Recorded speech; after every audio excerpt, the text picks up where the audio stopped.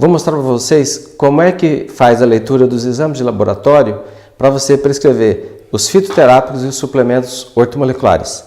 Vamos lá comigo?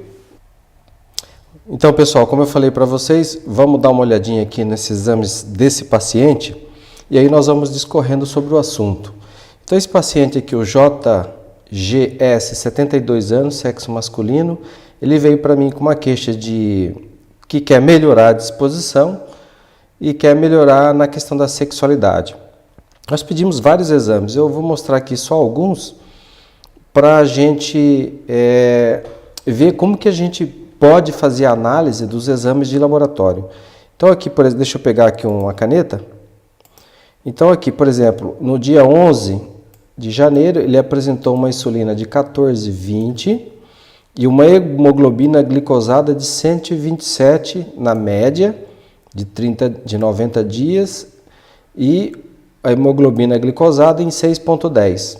No dia 16, ou seja, um pouquinho mais de 2 meses depois, ele já caiu aqui, ó, substancialmente para 8,12, tá? A nossa meta é ficar menor que 6.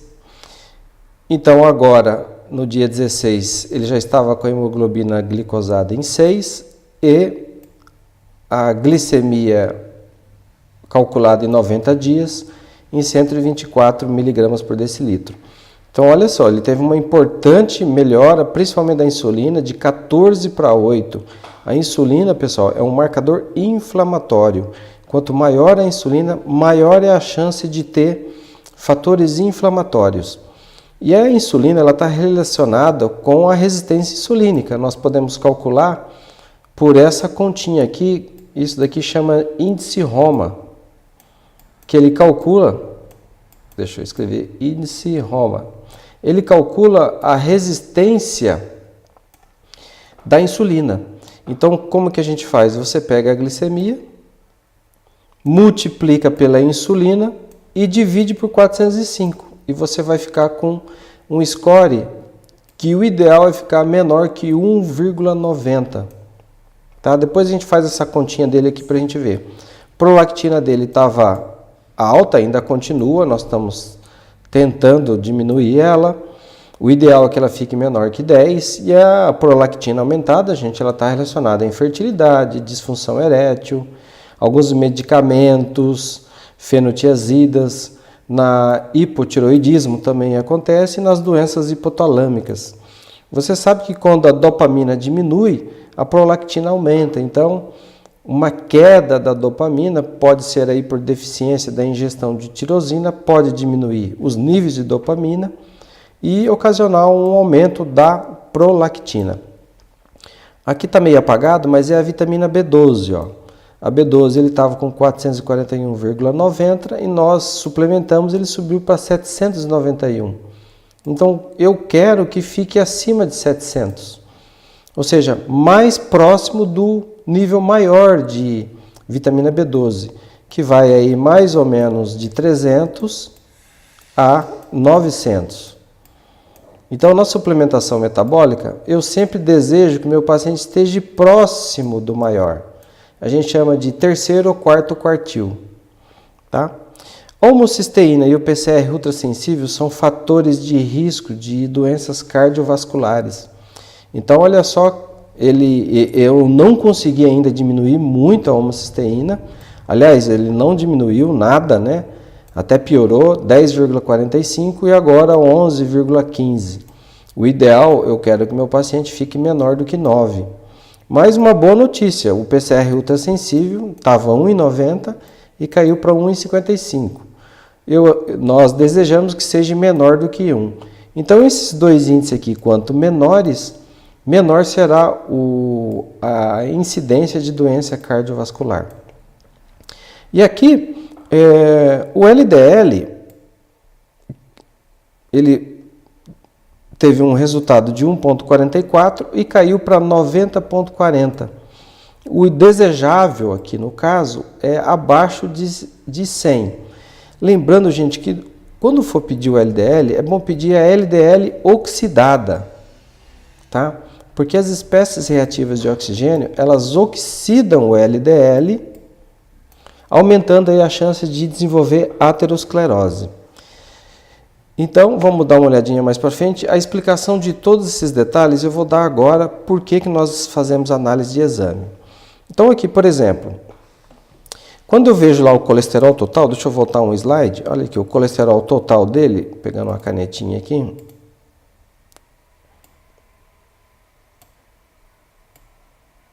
Colesterol total deu 191, caiu para 138, isso é bom.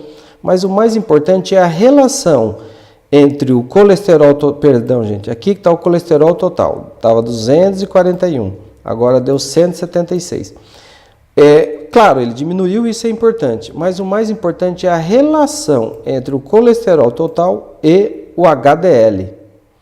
E o HDL você vê aqui no exame dele que não houve grande diferença, né? Até piorou um pouquinho.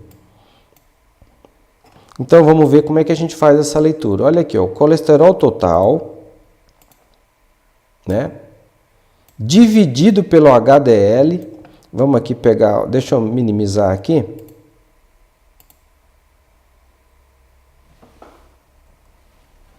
Vou minimizar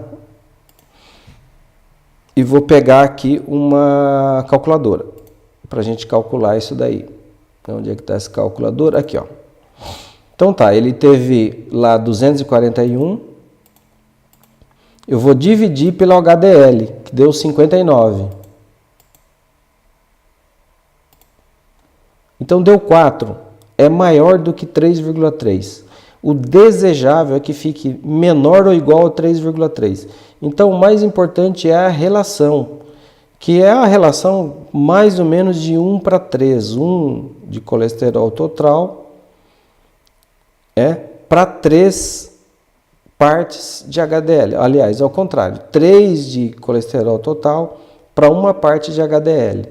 Então, o mais importante é a relação, não é o fato dele ter baixado só apenas. Você pode ver aqui nesse exemplo, uma pessoa com HDL de 60 e colesterol total de 200, ficou realmente no nível desejável, 3,3. Mas olha só essa pessoa aqui, ó, 240 e um HDL muito baixo, então ele fica com risco, a divisão aqui fica igual a 6, então um risco muito grande de desenvolver doenças arterioscleróticas. Vamos mais para frente. E todos os outros marcadores, no caso o triglicerídeo, é da mesma fórmula. Eu divido o triglicerídeo pelo HDL e eu devo encontrar menor ou igual a 2,5. E o LDL também não é diferente. Importante a gente lembrar que a niacina e os derivados da niacina, que é a vitamina B3, elas são importantes para reduzir realmente o colesterol, o LDL, principalmente o triglicerídeo, que ele cai muito rapidamente com a niacina, e os metabólitos da niacina também, que é o ácido nicotínico, a nicotinamida, são importantes para reduzir esses marcadores. Vamos para frente. Lembrando, gente, que o consumo de açúcar aumentou assustadoramente nos últimos anos, né? Nos últimos mais de 300 anos.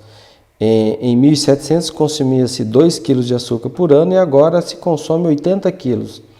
O açúcar é um fator inflamatório, né? Quanto mais açúcar, mais insulina, maior é o fator inflamatório. Sem esquecer que o excesso de açúcar ou carboidrato refinado, ele aumenta muito o fator de hipóxia, ele libera o fator de hipóxia. E quanto maior o fator de hipóxia, maior são os efeitos colaterais que nós vamos ver já já. Olha aqui, por que é importante nós suplementarmos principalmente o cromopicolinato, o cromo-GTF, o bitter melon?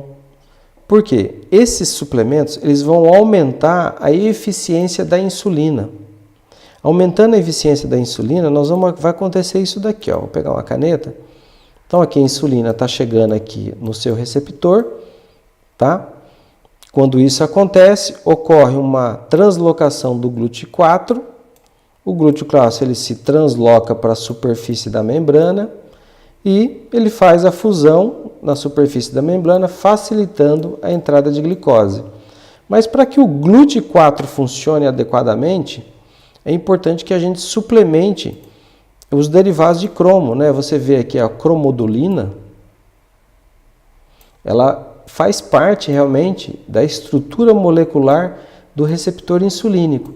Ou seja, se o paciente tiver deficiência de cromo, nós não teremos aí uma boa captação da glicose, que é efetuado pelo canal GLUT4. E o canal GLUT4 ele precisa de cromo. Então está aqui a explicação. Aqui, como eu tinha falado, o HIF é um fator de indução da hipóxia. Então, quando a pessoa tem hiperglicemia, ocorre esse fator de indução. E o que acontece? Olha, então aqui eu tenho uma pessoa com normóxia, ou seja, ele não tem hipóxia nenhuma. E aqui, como aumentou a glicemia, né, eu já tenho um fator de hipóxia. E quando isso acontece, você transcreve no seu DNA para que ocorra algumas alterações. Por exemplo, uma angiogênese, você aumenta a proliferação celular, você aumenta a migração, aumenta a sobrevivência da célula, aumenta a eritropoiesis, aumenta a proliferação celular. Até aqui não tem problema, mas imagine que essa pessoa ela tem câncer ou tem uma diabetes. Então, estas reações aqui, elas não são desejáveis para quem tem tendência ou tem neoplasia, porque você aumenta a proliferação celular. É tudo que nós não queremos no câncer. Então, a glicemia, gente, ela é um alimento para o câncer. Então, nós temos pacientes com câncer, não deve se alimentar de glicose ou carboidrato refinado, que tem aí nos pães, nos refrigerantes, nos sucos e assim por diante. Lembrando, muitas pessoas usam, deixa eu pegar aqui uma caneta, muitas pessoas usam a sucralose, tá aqui a sucralose, gente, ou sucrose, ela é nada mais, nada menos que a junção de glicose e frutose, tá? Então você que é diabético, que acha que está fazendo uma grande coisa, saiba que a sucralose é a junção de glicose e a frutose. Então você está da mesma forma ingerindo açúcar ou glicose. O ideal é que você use uma planta chamada stevia, deixa eu escrever aqui, para você poder aí adoçar o seu suco ou o seu café, porque com essa planta não há uma elevação da glicemia. Aqui eu falei anteriormente, né, que a queda da dopamina, aqui, ó, ele aumenta a liberação de prolactina, tá? Essa queda de dopamina no hipotálamo. E a prolactina provoca nos homens a ginecomastia e na mulher faz crescer a mama e também aumenta a produção de leite. A prolactina também é relacionada à disfunção erétil no homem. Tá? Então, é tudo que nós não queremos, nós precisamos controlar isso através de exame de laboratório. Aqui, voltando ao que eu tinha falado anteriormente, gente, que, deixa eu pegar a caneta aqui, a formação de aterosclerose. Então, aqui, deveria estar aqui a parede interna da íntima do vaso sanguíneo, olha o tanto que ela hipertrofiou, né?